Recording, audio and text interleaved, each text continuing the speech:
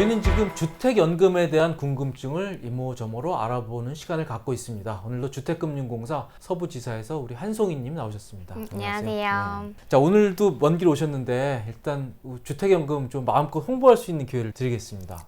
진짜요? 네. 네. 그러면 지금부터 좀 말씀 좀 드려볼게요. 주택연금은 제일 좋은 거.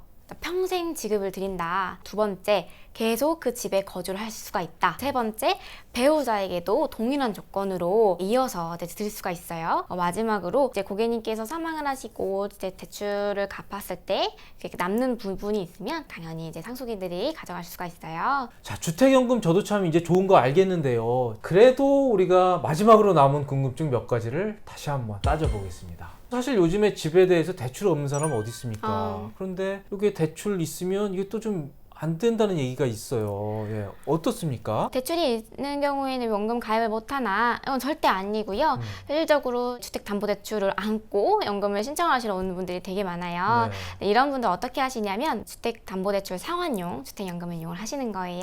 저 상환용 주택연금이라는 게 바로 그런 경우군요. 네, 맞습니다. 일반 주택연금보다 조금 더 목돈을 많이 땡겼을 수가 있어요. 그래서 주택담보대출이 있는 분들은 그걸 안고 이렇게 연금을 받는 게 아니라 그걸 상환을 하시면서 연금을 받으시게 되는 거고요. 아무래도 목돈을 땡겨 쓰고 남은 돈에 대해서 평생 동안 또 연금은 지급이 되니까 조금 더 안정적인 노후 생활에 도움이 되지 않을까 싶습니다. 또 사실 요즘에 자기 집을 전세 줄 수도 있잖아요. 그런데 전세 준 집은 안 된다 그러는데 가능한 거죠?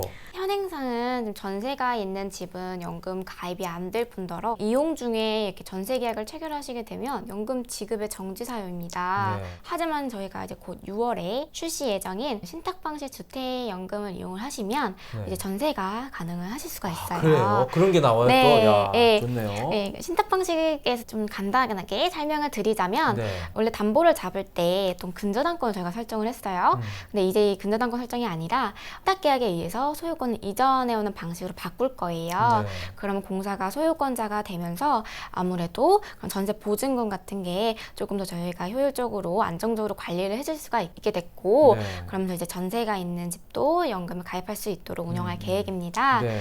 근데 여기서 또 좀 유의해 주실 점은 전세가 다 되는 거는 아니에요. 고객님이 직접 거주를 하는 집으로만 연금이 가능하기 때문에 집에 가서 사시면서 방이 3개가 있으면 하나만 거기에 대해 하나만 전세를 주셨을 때 그때만 가능합니다. 일부만 전세를 줬을 네. 때. 하여튼 본인이 거주해야 되는 거는 절대로 필요한 요건이네요. 네, 맞습니다. 네. 제일 중요한 거 저겁니다. 괜히 연금이라고 조금 받다가 이거 기초연금 못 받으면 이건 소탄대실이 아니라 정말 낭패입니다. 낭패. 그리고 또 중요한 거요. 연금 좀 받았다가 세금 올라간다? 이거 좀 그렇고요. 더 무서운 건 건보료. 건보료 올라간다? 이거 괜히 주택연금 받았다 망하는 겁니다. 어떻습니까? 일단은 기초연금을 못 받는다던가 세금이 올라간던가 이건 절대 아닙니다. 네. 이유는 정말 간단해요. 주택연금은 일종의 대출이기 때문에 소득이 아닌 부채로 분류가 됩니다. 네. 그렇기 때문에 소득이 증가함에 따라서 이제 올라가는 뭐 종합소득세라던가 이런 건보료에는 전혀 영향을 미치지 않을 뿐더러 기초연금도 마찬가지로 소득이 아니기 때문에 그동안 받으셨던 거 그대로 받으실 수가 있어요. 특히 저희 연금에는 우대형 주택연금이라는 게 하나 더 있어요. 얘는 기초연금 수급권자이시면서 주택을 하나 보유하고 계세요. 그리고 그 하나가 1.5억 원 미만의 주택인 거예요. 그렇게 되면 다른 분들보다 조금 더 많은 주택연금을 받으실 수가 있습니다. 한 명이 기초연금 수급자면 조금 네. 더 연금을 많이 주는 그런 상품이네요. 예, 맞습니다. 네. 게다가 이제 연금, 주택연금 이용하시게 되면은 세금 혜택을 오히려 받으실 수가 있는데요. 그래요? 네. 주택 가격 5억 원의 연금을 받으시는 분들은 이제 매년 재산세 내시잖아요. 그 재산세 본세의 25%에 해당하는 부분을 전면받으실 수가 있고요. 25% 4분의 1을 깎아줘요. 그럼 재산세를. 와. 네, 맞아요. 그리고 만약에 5억이 넘는 뭐 9억의 집이라고 하더라도 5억 원에 해당하는 금액까지는 마찬가지로 재산세 본세 25%가 감면이 되기 때문에 아무래도 조금 이제 좋지 않을까 생각이 들고요. 추가로 이제 연금 소득이 있는 분들이 있어요. 이분들은 주택연금 대출 이자에 200만 원 한도로 연간 이제 공제가 되기 때문에 그만큼 세금 부분을 절약을 하실 수가 있어요. 네. 그 연금 소득 많이 있어서 또 세금 부담스러우신 분들은 이 주택연금에 대해서 200만 원까지 네. 공제를 해주니까 이것도 제도가 상당히 크네요. 그러니까 이게 정부에서 아마 이 주택연금 제도를 도입을 하면서 이걸 활성화시키기 위해서 이런저런 또 인센티브들을 많이 마련을 해 놓은 것으로 보입니다. 그리고 또 저도 찜찜한 게 이게 내 집이라는 건 정말 소중하잖아요. 네. 어떻게든 악착같이 해서 조금이라도 비싸게 팔 경우에 네. 비싸게 받아야 되는데 그 주택금융공사 사람들이 그렇게 악착같이 팔아줄 것 같지 않아요. 대충 싸게 넘기면 이것도 문제잖아요. 네. 공사에서는 집을 뭐 이렇게 막 싸게 파는 거는 아니고요. 네. 저희는 이제 경매밖에 진행이 안 되기 때문에 경매를 통하다 보면 어쩔 수 없이 낙찰가가 떨어지는 상황이 발생을 해요. 네. 보통 이것을 보고 이제 헐값에 넘기면 어떡하냐 이렇게 좀 고민을 하시는데요. 보통은 이거 이제 경매를 우선으로 적용하는 경우는 극히 드물어요. 보통 고객님께서 개인 여유자금으로 상환을 하시거나 아니면 직접 공정가격 이제 이상으로 제3자에게 매매를 하셔서 네. 예, 그 돈으로 상환해 주시기 때문에 남은 돈은 당연히 고객님들께 돌아가요. 네. 그래서 이 부분은 걱정 안 하셔도 될 것 같습니다. 본인이 그러니까 매각을 할 수 있는 길이 네. 있는 거군요. 원하는 값에 처분하시는 원하는 거죠. 값에, 네. 그렇군요. 우리가 또 이런저런 사정들이 생길 수 있습니다. 한마디로 변심할 수 있거든요. 그럴 경우엔 이제 다시 갚아야 되는데요. 뭐를 갚아야 됩니까? 주택연금 그동안 이용했던 대출 전부를 상환을 해주시면 이제 해지를 하실 수가 있는데요. 네. 근데 이제 얼마나 갚아야 되느냐 좀 궁금하실 수가 있어요. 제가 예를 하나 들어볼게요. 고객님께서 나이가 만 70세 이상이시고 5억 원의 주택으로 연금을 가입하셨다고 가정을 해볼게요. 네.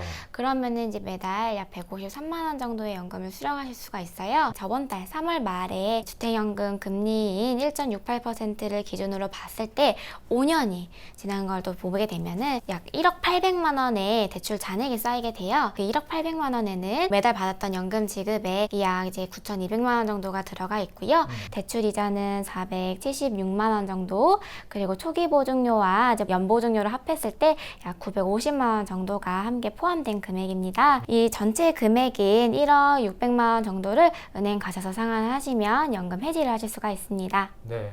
자, 근데 집이요. 정말 안 팔리는 집 있잖아요. 네. 시골집은 안 된다 그러던데요. 아닙니다. 아, 되나요? 네, 되고요. 네. 주택연금에서 말하는 주택은요, 주택법 제2조 1호에 따라서 건축물과 부속 토지로 정의를 하고 있어요. 네. 그래서 고객님께서 시골집을 지으실 때 혹은 사실 때 토지를 잘 소유를 하시고 그 위에 예쁘게 잘 건물을 올리시면은 무리 없이 연금에 가입을 하실 수가 있고요. 네. 다만 뭐 다른 집에 뭐 토지를 이렇게 침범을 한다던가 많죠, 그런 거. 네, 네. 그런 위법 건축물은 연금 가입이 좀 제한이 되는 거는 알아두시면 될 것 같아요. 부부가 행복하게 살다가요, 뭐 남편이 혹은 아내가 먼저 떠날 수 있죠. 그러면 배우자들은 그 집에서 쫓겨나는 거예요?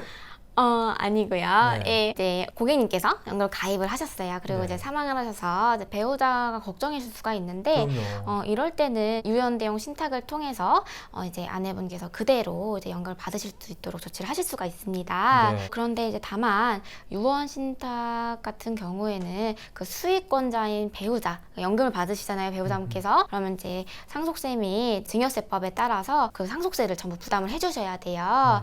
하지만 이 상속세액을 결정하는 상속 재산에는 저희 주택연금 대출 잔액은 제외되기 때문에 추가로 참고해 주시면 됩니다. 자, 근데 주택연금 받다가 우리가 이사도 갈 수 있잖아요. 그런 경우 좀 상황이 꼬여버리는 겁니까? 아니요, 뭐 그런 건 아니고 이사하시는 분들이 많아서요. 네. 이제 세계적으로 방법을 좀 정해놓고 있어요. 만약에 주택 가격의 차이가 발생하면 그만큼은 이제 월지급금을 추가하거나 빼거나 네. 하는 이제 절차는 필요하고요. 만약에 이제 신규 재택이 더 가격이 높다 하시면 그만큼은 이제 월지급에 반영을 할 거예요. 다만 이제 그렇게 올라가는 부분에 대해서는 초기 보증료가 같이 발생을 할 수 있는 거는 그렇겠네요. 알고 계시면 될 것 같고요. 당연히 주택 가격이 기존이랑 같으면 월지급금은 동일하게 유지가 되고, 주택 가격이 오히려 떨어졌다 하면은 이제 기존 대출 잔액이 얼마나 남았는지 좀 달라질 수가 있어요. 이사 가는 집과의 차익에 따라서 네. 일부 상환을 해야 되는 경우도 발생을 합니다. 네, 저희는 지금까지 2차례에 걸쳐서 우리 주택연금 문제에 대해서 한번 알아봤습니다. 지금까지